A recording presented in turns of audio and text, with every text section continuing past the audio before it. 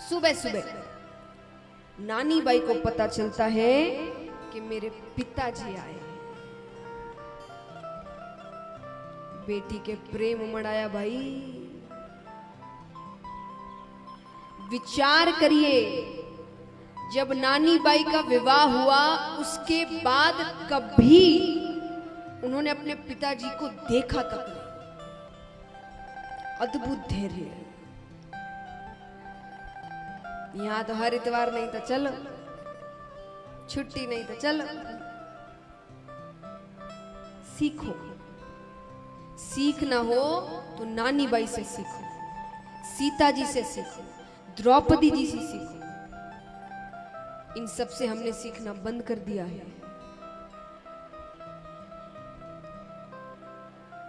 अब इसका मतलब ये नहीं कि अब आप भेजो नहीं,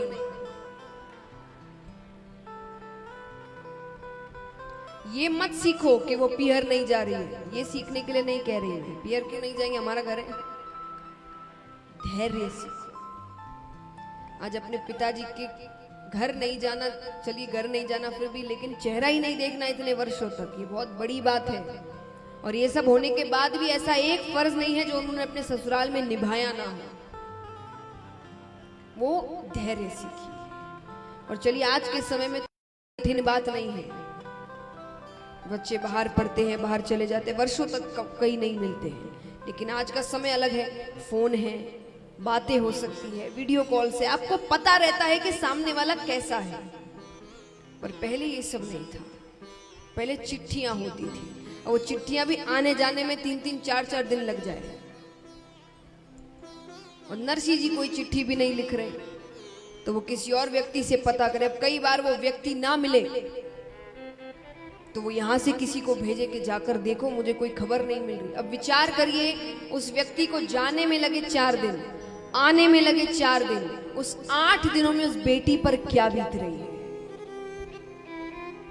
क्योंकि उसे कुछ नहीं पता। और ऐसा भी नहीं है कि उम्र बहुत छोटी है नरसिंह जी की, उम्र अच्छी हो गई है।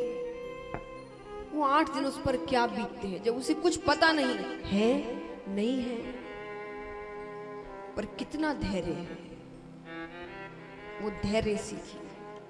हर छोटी छोटी बातों पर हाथ उठा लेना, थोड़ा समय दीजिए हर चीज को। नानी बाई आज बहुत प्रसन्न है कि आज पिताजी के दर्शन हुए। और वैसे भी बाप और बेटी का संबंध अलौकिक होता है। बाप की तई बेटा को लाड़ लड़ाए, बाइक दिलाए, गाड़ी दिलाए, पर पिताजी का सोच, उनकी चिंता जितना एक बेटी करती है और कोई नहीं करता। माँ भी कुछ समय बाद कह देती है भाई आते हैं, रोज ही आते हैं, कौन दरवाजे बजाए बार बार, और बेटी पहले आती है। उसे जो खुशी होती है हर दिन पिताजी के आने पर, वो बाप जब तक बेटी अपने घर पर रहती है वो कभी नहीं जताते कि मैं तुमसे कितना प्रेम करता हूं। पर जब वो ससुराल जाती है ना तो नहीं चाहते हुए भी उनका सारा प्रेम उनकी आंखों से बह जाता है। और बेटी कहती है पिताजी मैं आपका दाइजा संभाल कर नहीं ले जा रही हूं, मैं आपका प्रेम जो आंखों से बह रहा है वो संभाल कर ले जा रही हूं। देखिए महाराज, मैं जो बाप और बेटी के संबंध में जोर दे रही हूं इसीलिए कि आप बेटी को बेटा से कम मत आंको। बेटा होया तब उत्सव और बेटी होई तो शोक मती करो। बहुत घरों में होता है, एक छोरी मतलब लड़की, एक छोरी माँ बनने वाली होती है तो सब कहते हैं भाई हमें तो कन्हैया चाहिए, हमें तो लड्डू गोपाल चाहिए, हमें तो सावरिया चाहिए। और ठाकुर जी को सब गिफ्ट करते लड्डू गोपाल, ठाकुर जी की बड़ी सी तस्वीर लगाते हैं कमरे में। किसी के भी मुख से नहीं निकलता कि हमको राधा रानी चाहिए। वो छोरी चिंता में पड़ जाती है कि छोरी हो गई तो और छोरी हो जाए तो ऐसा चेहरा बना लेते हैं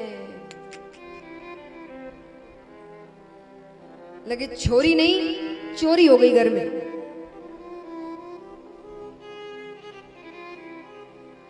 और कई होते हैं जो दुनिया वालों को बताना नहीं चाहते कि भाई हम लड़की से दुखी हैं, तो कहते हैं हाँ हाँ लक्ष्मी हुई है, तो लक्ष्मी हुई है तो हंसो तो सही।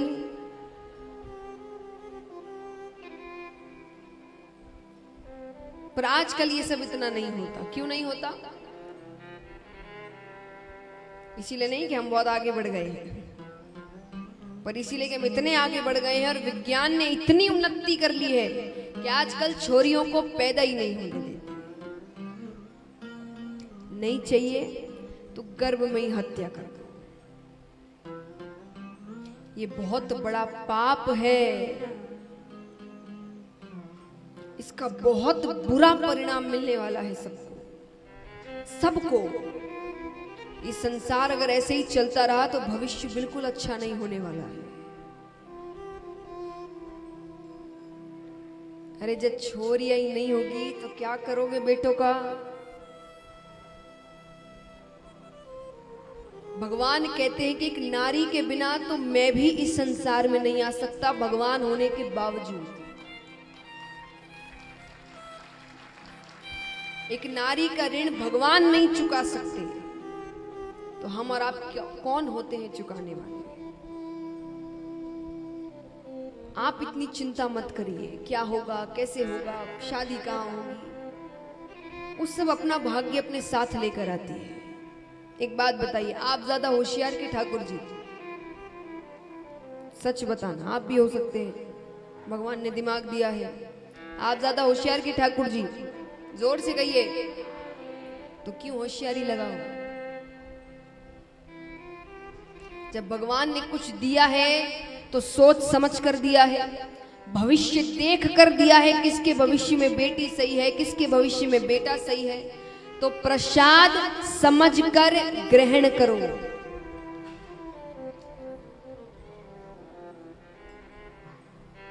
तो महाराज जी बहुत बड़ा पाप है। और आपको क्या लगता है, हम आज मान लीजिए ठाकुर जी राधा जी का कोई मंदिर आता है तो हम क्या कहते हैं, किसका मंदिर है? हाँ, कृष्ण राधा, राधा कृष्ण का मंदिर है। भजन गाते हैं, राधे राधे जपो चले आएंगे बिहारी। तो भगवान राधा जी के पीछे आते हैं। अब जिस घर में आप राधा को ही मार कर फेंक दोगे तो उस घर में कृष्ण आएगा कभी? फिर ऐसा नहीं उस घर में बेटे होते नहीं हैं, होते हैं, पर वो कृष्ण नहीं होते, वो कंस होते हैं। क्योंकि कंस ने अपनी बहन को कारागार में डाला था, अपनी बहन के 6 बच्चों को मारा था। तो जिस घर में नारियों का सम्मान नहीं होता उस घर में कृष्ण तो नहीं आते। और जहां नारियों का सम्मान करोगे, जहां पीछे पीछे कृष्ण अपने आप आए, तब बुलाने की भी जरूरत नहीं।